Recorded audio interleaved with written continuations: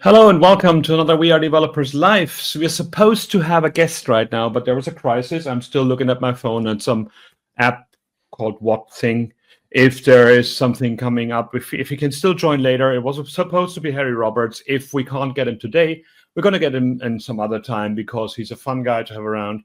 And it's good to get some leads because he's from North England. But yeah, okay. So Dan, how are you doing today?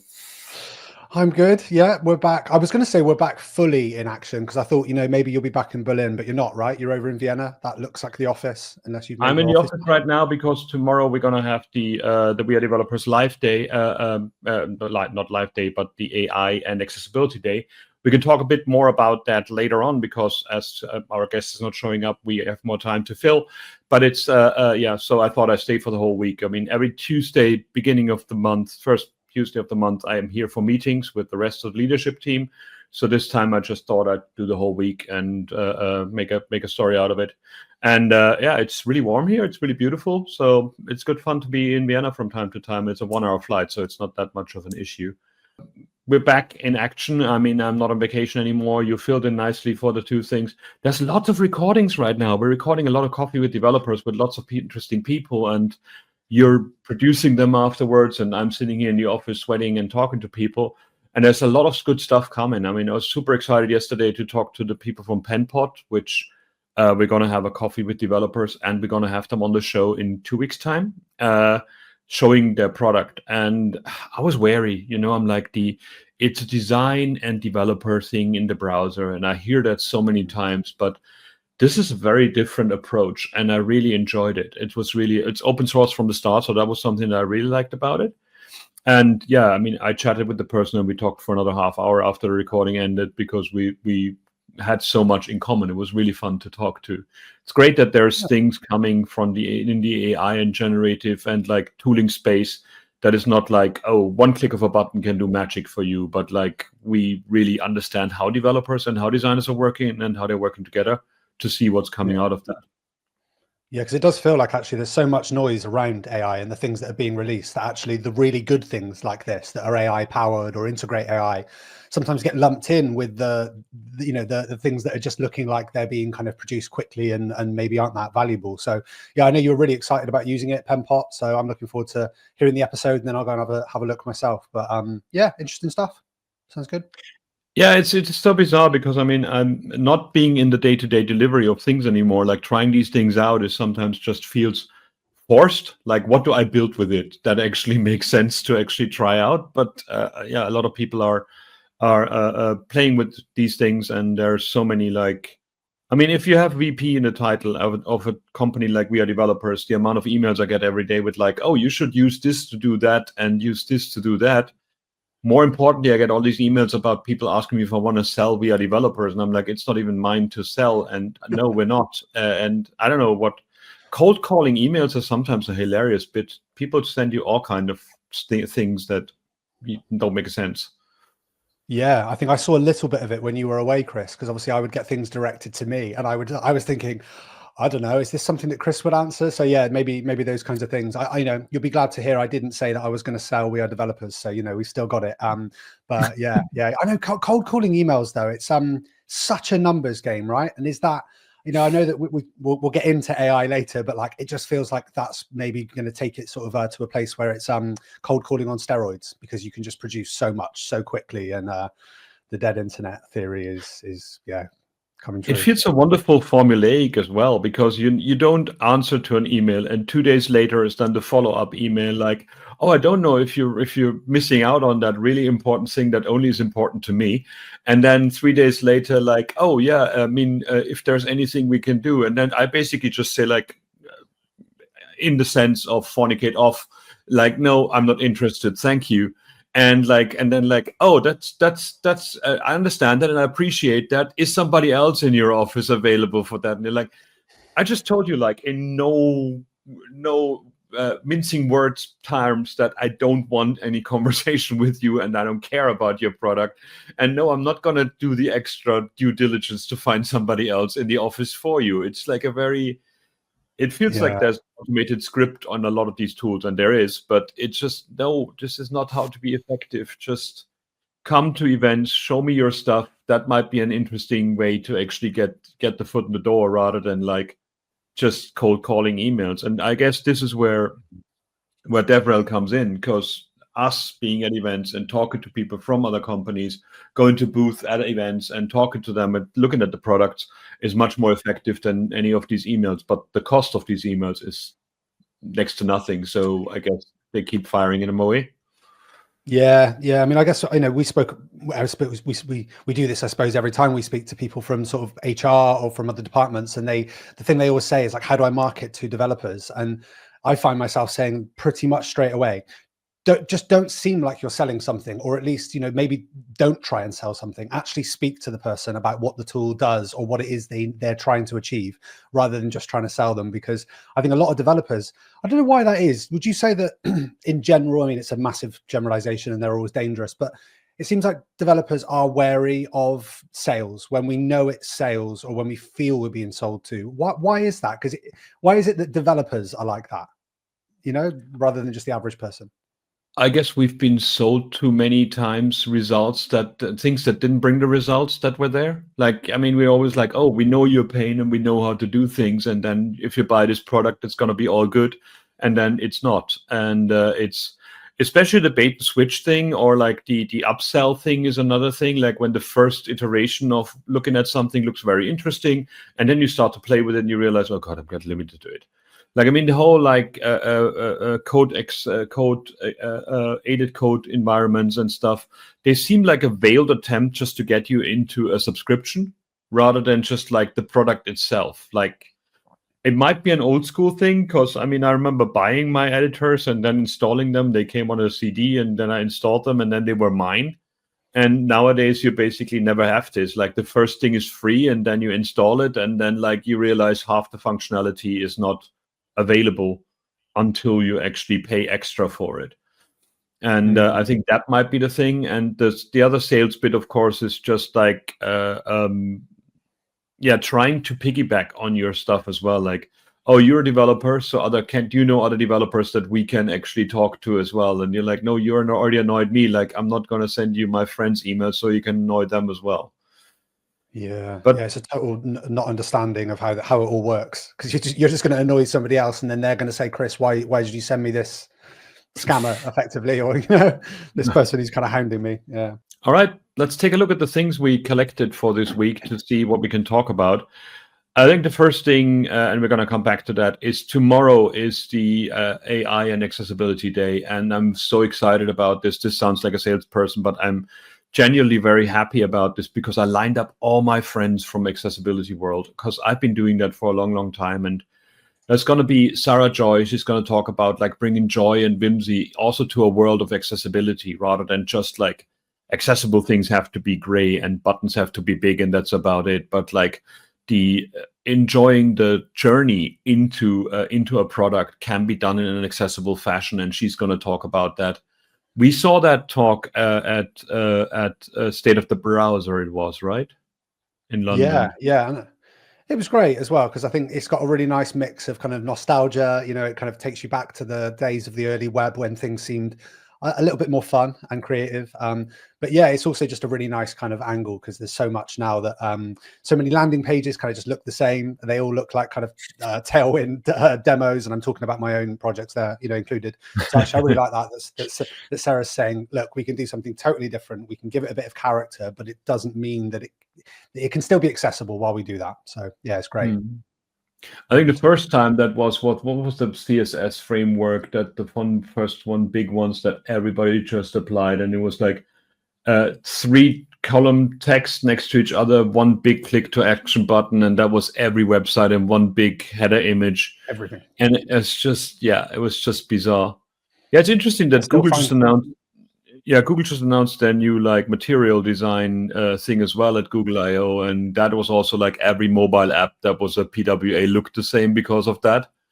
And then they basically not supported it now, and now they released a new one. I guess this is also when you talked about the sales thing, that we always we're told this one thing is cool and the next one will be even better, and then it gets completely scrapped and it's not even compatible with other things any longer. So that's also a big thing where developers get frustrated with salesy things. Yeah, that's a really good one. You know, when you're saying there about the material design, because I remember the Metro look. Do you remember on, I think it was Android Microsoft. phones, you had, Microsoft. was it Microsoft? Yeah, yeah, you had that kind of Metro look. I think it was on Windows as well. And I remember thinking, oh, this is going to mean masonry grid is like it's supported everywhere, because I don't know why I've always loved masonry grid. Like whenever I see it, it's just a beautiful way to display things. Still struggling 10 years later, you know, we're still struggling. I still find myself doing the header image with the 3 columns whenever I'm doing client work and things like that. So it's funny how little things change. Well, it was interesting with Masonry JS. Then David DeSanto, I think, was the guy who wrote it and then actually licensed his JavaScript like $50 or something, and that actually worked out for him. And now we got the CSS Masonry Grid proposals, both from Mozilla and from Apple, I think. And yeah, people are discussing about how to do that. I mean, it was very important for Tumblr, and I think also for Imager and those websites, like where you just show lots of images or Flickr. But like, I always wonder, like, what does it do to people with like neurodiversity or people who are actually easily distracted? Like, if there's so many options next to each other, like not everything is a card, and we still display almost everything as a card on the web right now. So it's sometimes, oh, I got this hammer, I'm gonna find a nail now, rather than just like, okay, is this really the layout we should be showing these things in? Yeah, with infinite scroll as well, you know. Yeah. Like infinite scroll is just driving me nuts at times, especially if it doesn't work. You know, like just give me pagination and reload the whole thing on a flaky connection rather than giving me a loading button that doesn't load anything any longer. And then when it's like, when you do it like 2 or 3 times and it fails the 4th time, and then you have to reload the whole page anyways, and then it starts from scratch again, and you're like, oh, okay. But I guess, are we just old school that we think content on the web should be the same every time we reload the page? Or is it just there's a new generation that just expects things to be different every single time?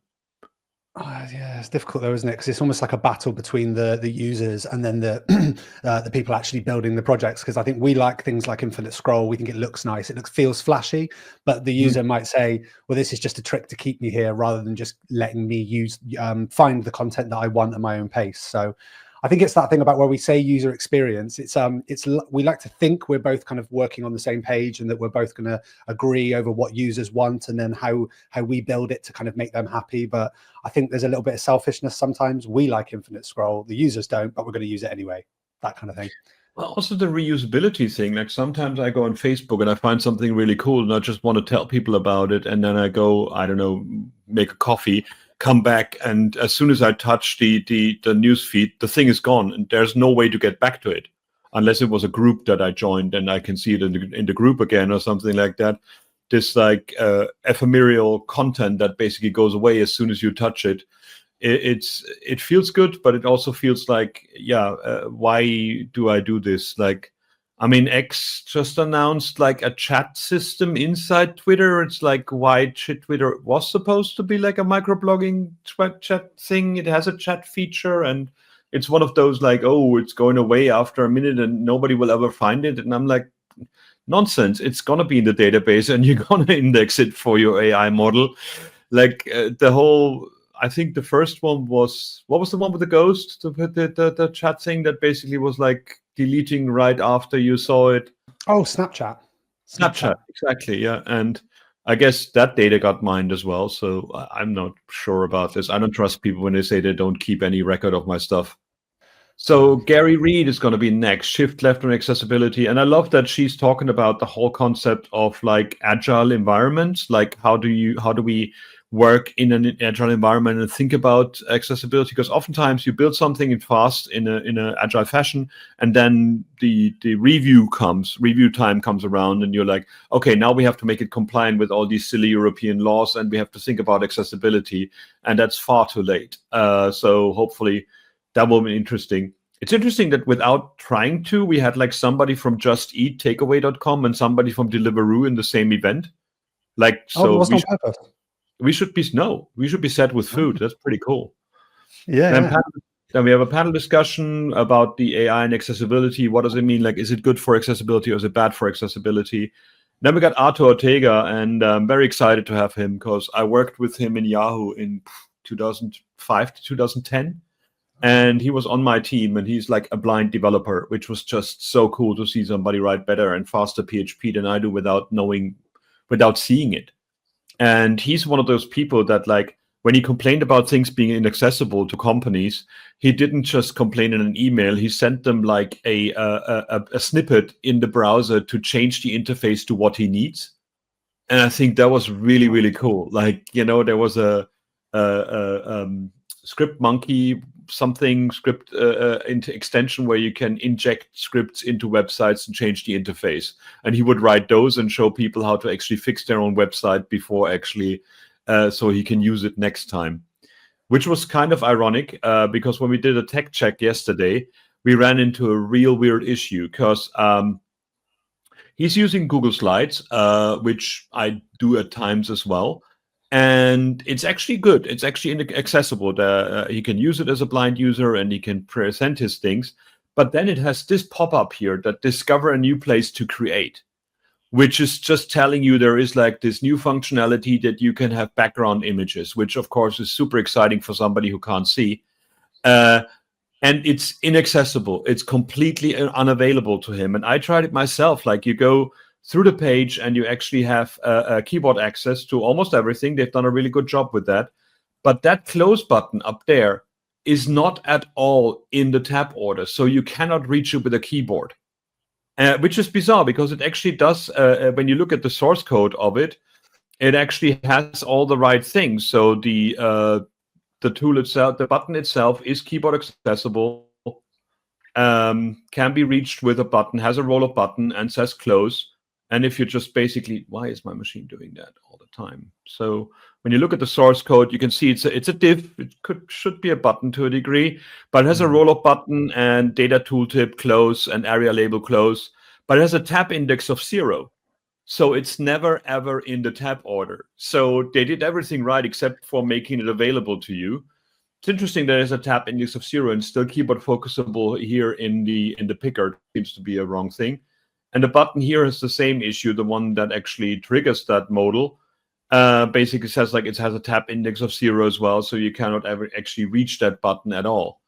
So I think that's the learning of this one is if you do your own products and try to make them accessible, these modals come in later. This is marketing telling you there's a new feature and we have to tell people in a like really brutal way that these features are there.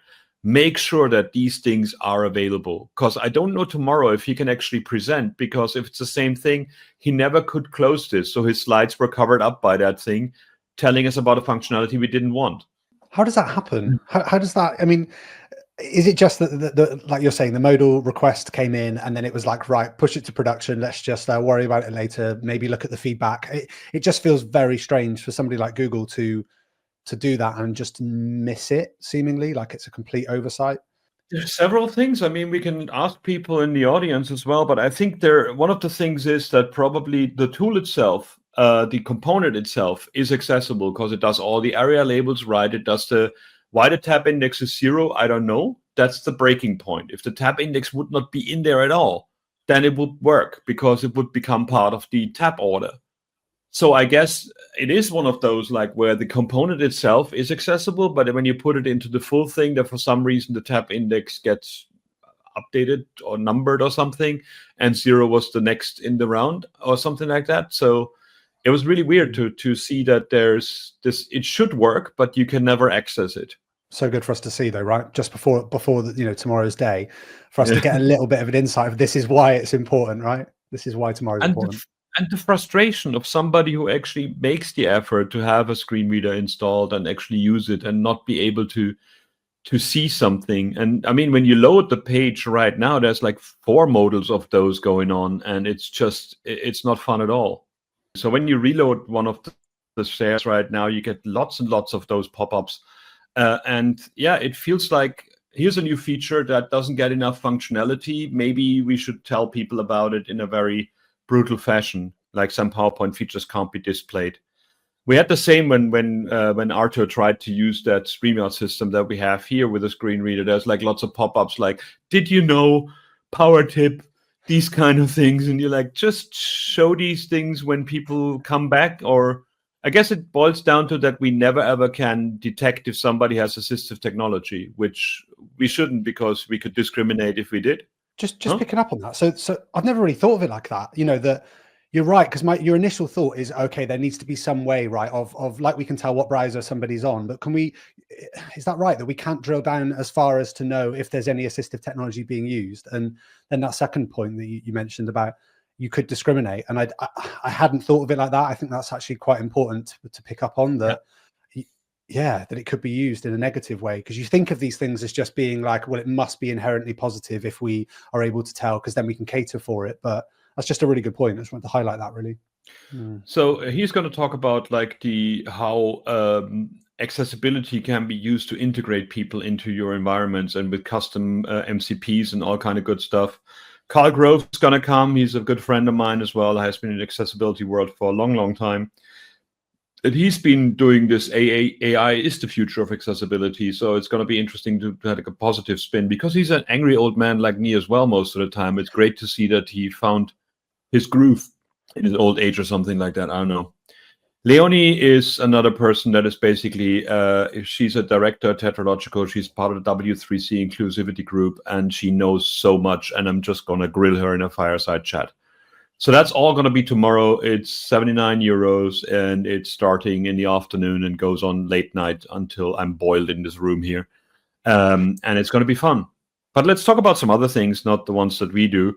I love this this tweet or toot or whatever you call it now. Yeah, it's like, does Mission Impossible, the final reckoning, have a post-credit scene? And if you load this page, it contacts 82 IP addresses, executing 256 separate HTTP transactions to download 18 megabyte of data, writing 64 cookies onto your device to tell you no. Is that the state of media websites? Probably, yeah, it probably is. I mean, I do wonder, you know, because on the one hand, if you think that these websites are supposed to or take the place of like newspapers and like real world publications, everyone says, okay, print media is dead. Oh, I don't know, because I see so many of these, whether it's a lot of them seem to use the same sort of template, maybe not Forbes, but if you look at any sort of news website, it might be, you know, the Sun or the Mirror or something like this, or the Daily Mail. They often run some kind of template, and it almost feels like it's WordPress underneath, and that they all have this similar look, but with it come I mean, they're almost unusable. Aside from things like this that are falling silent for most users, it's just the number of cookie banners and pop-ups and ads, and the amount of real estate that's left for content is next to zero, you know. Yeah, I mean, why? How does that even happen though? Why does it end up making these calls, and how does it get so bloated for what is essentially a page of text, some HTML? Yeah. This is always my favorite example. I have no idea who. I talked to the designers of it. They said like it really works, but this to me as a web developer just looks like some CSS has not been loaded. Yeah. This is just all over the shop, and it doesn't end. It's huge. It keeps reloading random things, and every font size is different, and it's the biggest newspaper in Norway, and it is one of the most successful websites. But it just shows that like there is no rules to web design if it comes to what's successful or not. But this really looks like the font hasn't been loaded, right? Oh, I mean, yeah, I don't want to say it looks awful, because again, if it works, somehow it works. I don't know on what measurement though, when we say it works, you know, is it just that the users say they like it, or is it that, I don't know, it encourages you to keep scrolling and read on? I don't know. On the one hand, you're right. It does say there's no rules, right? And actually going back to Sarah Joy's, you know, add some whimsy, do something a little bit different that has some character. That's definitely got character. But you probably wouldn't do that confidently, right? If I made a site that looked like that, I would say this is kind of awful, and oh wow, okay, that's, oh wow. Wait, that is actually really good. I mean, this used to be the example of like a completely unhinged web developer.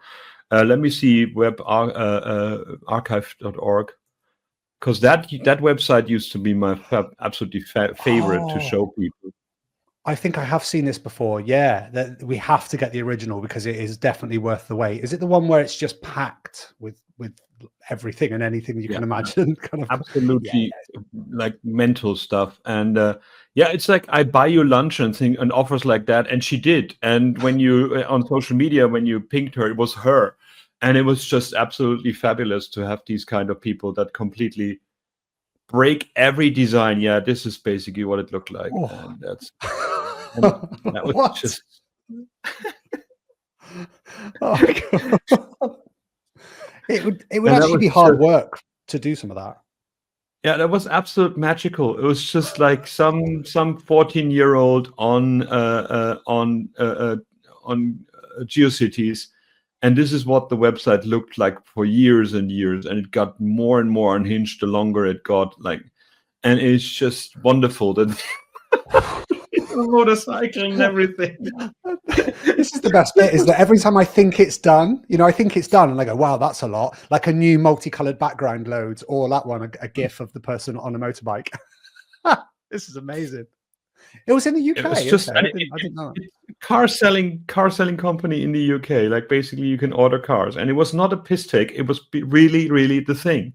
And it was just, yeah, it would be fun to interview her, but also scary. But yeah, that person existed, and these websites existed. So I guess we will have to deal with that. But yeah, the whole that's a sad thing that Harry didn't come today, because Harry Roberts, who was supposed to be here today, and we will get him back. He's a performance specialist who actually helps people make their websites faster. And the amount of stuff that basically you do everything to make the website fast, and then a tracker comes in, then Google ad things come in, then another ad provider comes in, and in the end you got like 20 megabyte of JavaScript that is not part of the page at all. But this is where it falls down. He has a lot of examples where the web developers of the company did a really good job in making the thing optimized to death in like all the Google things that they need to do. And then marketing came in and put lots of where did people click, and can I get a heat map of the page kind of thing. And then the 52, 54 cookies came in, and it's really, really weird how we're not in control as developers of what ends up on our end users' computers. Yeah, and how it gets quite so bloated. I'd love somebody to drill down a little bit more and find out what all of those, what's the 18 megabytes of data, like what actually is it, because there might be some, almost like where you could go, this is worth keeping, this is not. So if we had like an optimized version of the site, what would we actually be able to get rid of, and how much of all of that would be left? So yeah, it's interesting. Yeah. Terence Eden is always a great one. I should get him as well. He's a lovely chap as well, but he always has these like really weird things that he finds. Like in this case, it's basically attributes in HTML can take whatever. Like basically you can put whatever in there that you want. It's also the problem that you can have them as XSS injection points and these kind of things. But he shows like, okay, you got like CSS classes with like a dash in between. But why not have like lots and lots of classes instead that actually are separated? And then you can put like any kind of separator in there, in this case, like square brackets, or you can put like pipes in there, or you can even put white space in there, an emoji in there. Because in essence, the CSS classes, like in JavaScript, where you do the class collection, class list, it actually just finds the space separated bits, and the other bits are basically just discarded. So you just compare against those. So you can put like all kind of like, you can put comments in there if you want to, or you can put like ASCII art in an attribute. And I guess these are the kind of things where people who don't see HTML as something that is a real programming language, it isn't, but they're just like, if that's allowed, like why I can't take it serious. On the other hand, I think if those things weren't allowed, the web would not be as big as it is. Yeah, and I think there's also HTML for me is like, it feels like it's like the basis of a lot of creativity on the web, and you, on the one hand, I'd like it to be stricter, right? Because I see all of this and I go, well, that's great, it's interesting, but it's also a nightmare because it's so unstrict that you can effectively do whatever you like. I don't know though. I mean, again, it's all good fun for like a kind of experiment, but kind of a nightmare if you follow it all the way down, because yeah, you end up then having like no good practices, no even common ways of doing everything if everyone takes this creative approach. It's cool though. I like it. Who was the writer of this again? Sorry, it was, just to give him the kind of shout out, because I love the fact there's people doing this. He's incredible. Nice. He's just, I mean, I think he's retired by now. He wrote something about this, that he basically happy tired. He had enough money and he's like, I don't do anything anymore. But he does like lots and lots of interesting research. And like, really weird things as well. So it's really good to see that people are playing with these kind of things. But yeah, it's attributes in HTML can take whatever. I mean, like the same with like CSS selectors can be emoji as well, and you could make complete classes completely unreadable. I mean, this is always the big discussion, like should a CSS class be descriptive or should a CSS class be generated, like when you go to the x.com source code and it's all just generated nonsense. But I always found like looking at this and knowing like it says like card, that's good to know. XY1527 would probably not be as helpful. So the question is HTML there for machines or is HTML there for humans to read? I'd like to say it's here for humans to read, but I suppose that's it depends when people are watching this, right? If they watch this in 5 years' time, they're probably saying no, it's not. Everything's for machines. But it does. It definitely feels for me that it's at its core, it's made for humans, and that was the beauty I thought of HTML. I remember it being a party trick when I was about sort of 15, 16. And, you know, you would say to people, again, only very specific people would be remotely impressed. But, you know, when you would say, show me the HTML and I can tell you what the site looks like before I've seen it, that kind of thing. And that was the beauty of it. I thought that you could almost visualize it even down to tables and columns and rows, and you could visualize it. So it was super readable by humans. So I want to keep it that way if we can. Yeah, I mean, it feels like, I mean, that's where it falls down as well, as you said, like that the creativity that came from HTML, that people say like, okay, I put like a border around this by putting a border attribute in there. You know, I changed the font by putting a font thing in like GeoCities back then. I mean, there's also the other side that I didn't put in there was the just use. Well, let's talk about that some other time. It's about the whole like where people say like, here's the beauty of HTML, what it can do, and here's like all the things, and then somebody from the React community answered to that. There's also another thing that we won't cover now because I want to cover that now, but we don't this show, where somebody said like, if I were to invent HTML right now, I would do it this way. And it basically invents React as HTML. And it's all about this like, yeah, and there's two-way data binding and there's like refreshing and there's these kind of things. And not understanding that the idea of HTML is to structure things, not to give you functionality. The functionality is just up to the browser to turn a button into something clickable that does something. But the whole concept of making every language on the web into a programming language feels like a very forced thing to do to me, that people don't understand that, like, you know, just describing things might be good. Yeah, You know? it does feel like everything's becoming the same. I know this sounds like a strange. I'm not jumping to any other topic. I'm staying on what you're saying, but it does exactly feel that way. Where, you know, if you've got JSX, it's essentially a combination of JavaScript and a lot of HTML, and then that naturally you get a lot of Tailwind in there. And Tailwind in their latest version have said we're going to be making it so that all of your what would have been JavaScript is now going to be in your CSS files, and I'm looking at it going, there's no separation of concerns at any point now. Everything is just like, yeah, just put it all in one file and just do an import at the top of the file, you know, import your CSS in, and it feels like for me when I'm actually building something where I'm saying, it used to be where I could get into a mental sort of mindset of, like you say, I'm structuring something, so I'm writing HTML. In my case, I'm styling something now, so I'm using Tailwind or CSS. And there's a little bit of crossover between, you know, Tailwind in the HTML, but at least mentally it felt like you were doing something different. Whereas now, if it's all merging in together, you're just writing, quote, code.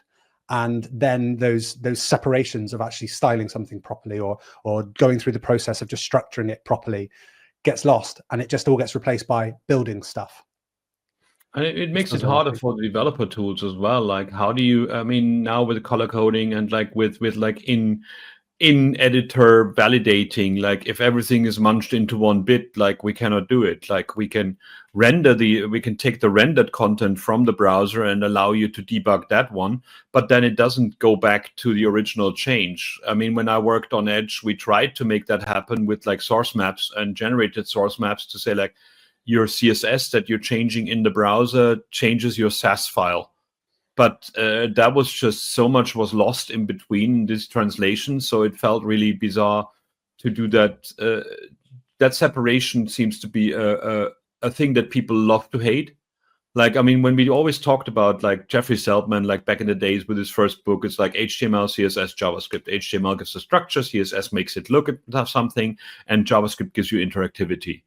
And people seem to hate that simplicity, so they have to put everything together into one language rather than just like let the thing do the thing, you know, like, and the CSS is cached. You don't have to worry about it anymore. It's not going to get reloaded, and not the whole rehydration and finding these things is basically like, and then the discussion is always like, well, HTML, CSS is good for like guest books and static pages. And nowadays we build other things. And I actually challenged, do we need to make everything be Facebook?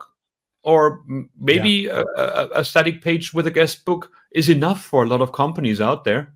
Yeah, I guess so. Sometimes it's where people are, you know, if they're trying to sell their products, like let's say you are React, you know, and your meta behind it, that you're saying, well, if we can kind of make it so that our framework or our library is like inextricably linked to HTML, you know, if people think of it as it comes with HTML almost in some way, then you're almost like getting your feet under the table. You know, you're making it hard for people to move on from you if that's React in the future.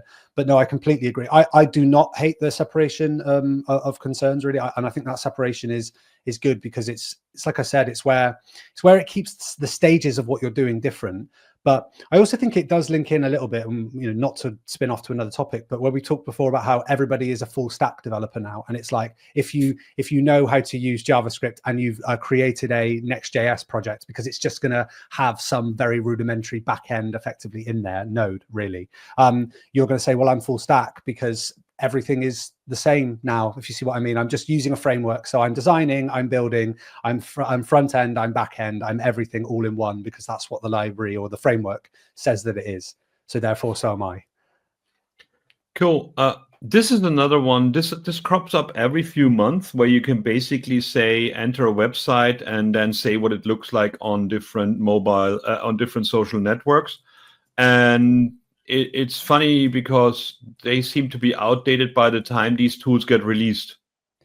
Yeah. But yeah, it was interesting to take a look. Like, I just changed my my blog because I realized that all my social links were basically just listed here on every single page, because I had them in the HTML at the beginning, and now I put them at the end and moved them somewhere else. So basically all my social stuff is absolutely atrociously bad, although it actually is indexed since 2006, so it actually works.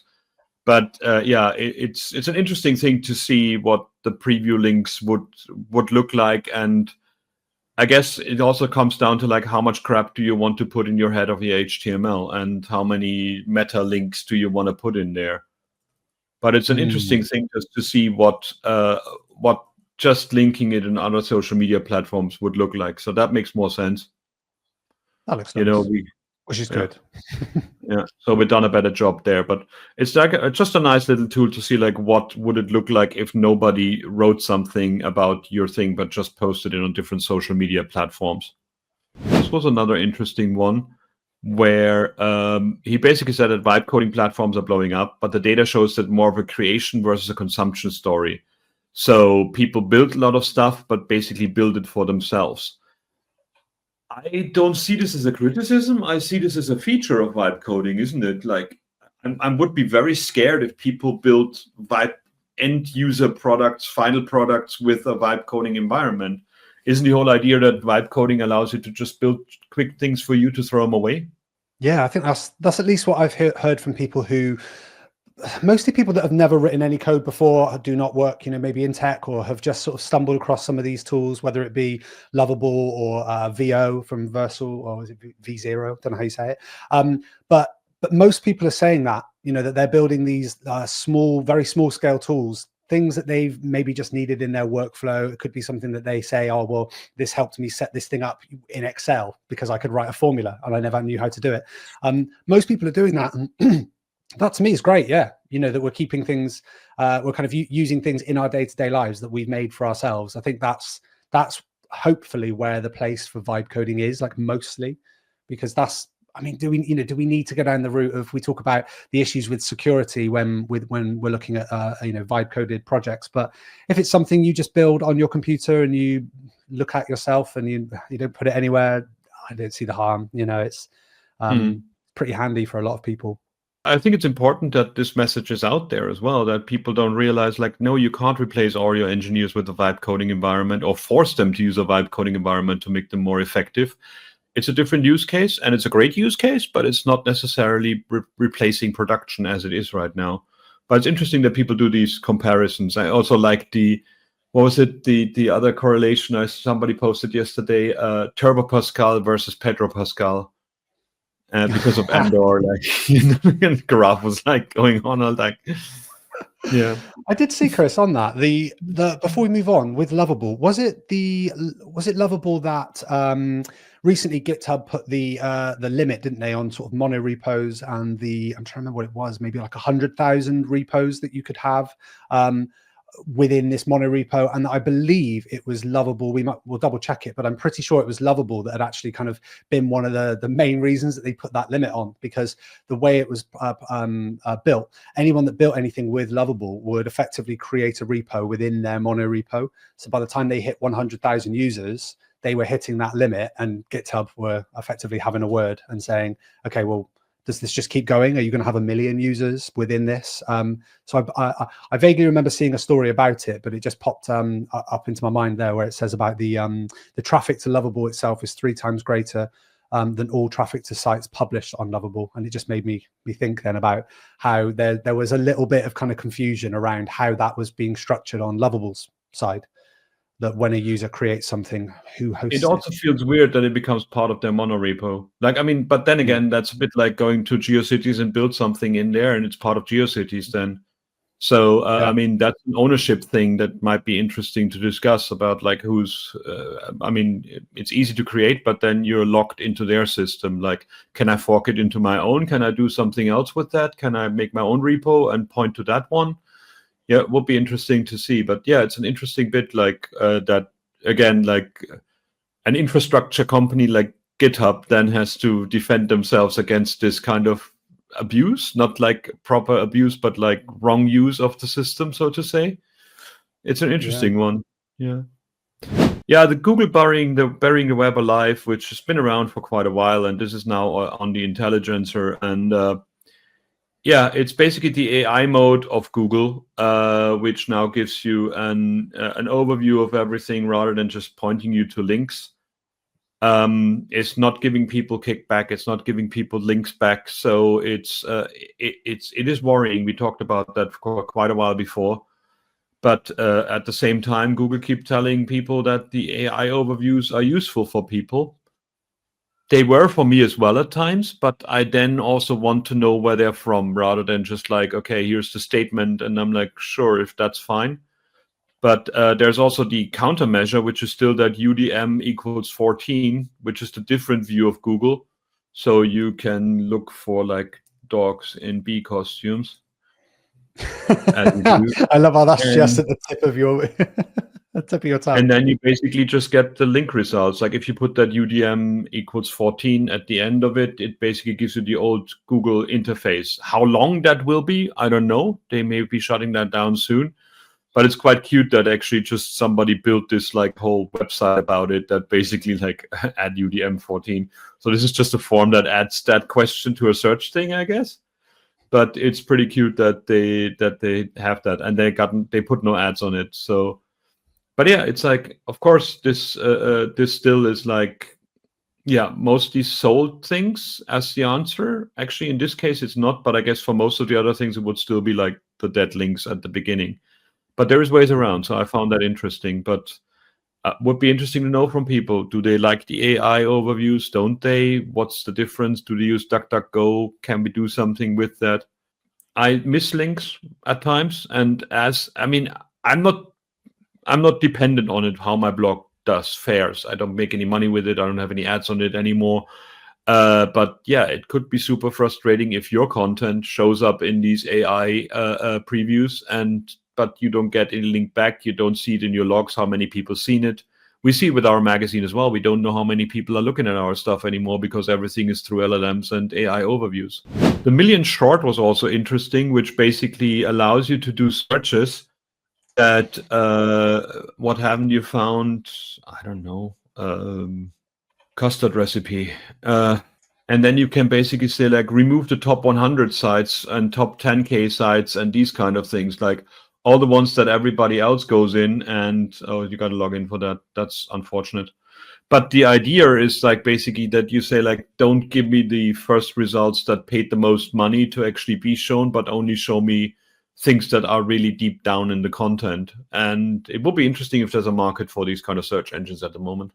Yeah, and whether it's funny as well, because it's like if we're moving from the sort of from the search engine being the primary way that we find things to now using AI search, how do we then factor that into when we've got things like the AI overviews? How do we say, give me an AI overview or answer to this question, perhaps, but don't factor in the results from the first 10,000. It's like, how do we then find like a similar tool that works for AI search? Because that could be pretty handy as well. Well, last thing, accessibility in HTML emails is getting a really bad report. Like basically, HTML emails seem to be in like this space where it's a what you see is what you get editor that allows you to build the thing, and the content is absolutely atrocious at times. And we need to do that to render it properly. I mean, most HTML emails are still table layouts to support some 20-year-old version of Outlook or something like that. But there are a few things that people do that just frustrate the hell out of me. This is from another newsletter that has good content and I read every day. And this drives me crazy because what is wrong with you if you do something like that? They do great descriptions of all the links. And then every single link is just a link in uppercase with the text of link. So what's the issue with that? Where do you see why am I annoyed about this?